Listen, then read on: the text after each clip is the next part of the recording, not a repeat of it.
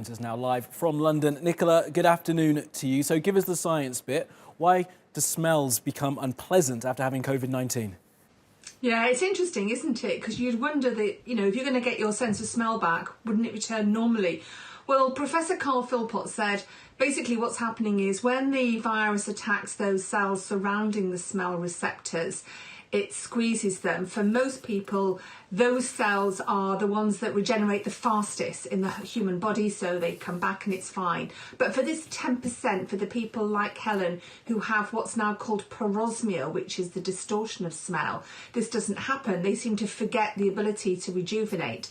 And instead, what's actually happening is that when we smell something, we smell a mixture of compounds.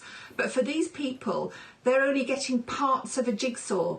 And unfortunately, what they tend to get are the volatile molecules, the parts of the jigsaw, which don't smell very nice. So, for example, say with coffee, sulphur is one of the smells of coffee, but you don't really realise that because of all the nice smells.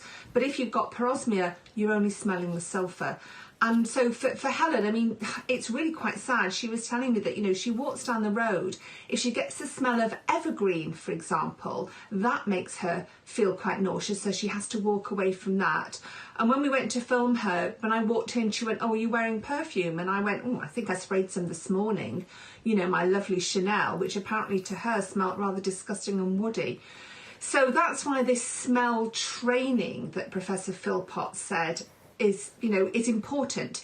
They seem to feel that what it will do is train those smell receptors in the way that perfumers or sommeliers do to regain this sense of smell, to recognise the smells from before. And it's important that if they do this smell training, that they do use regular scents that from the kitchen, lemon rind, orange things, vanilla essence, so that you can begin to recognise them and not, as Helen is fearful of, you forget what the smell is and you just get used to that horrid smell. Absolutely. OK, Nicola, we'll have to leave it there, and I'm sure your Chanel perfume smells lovely.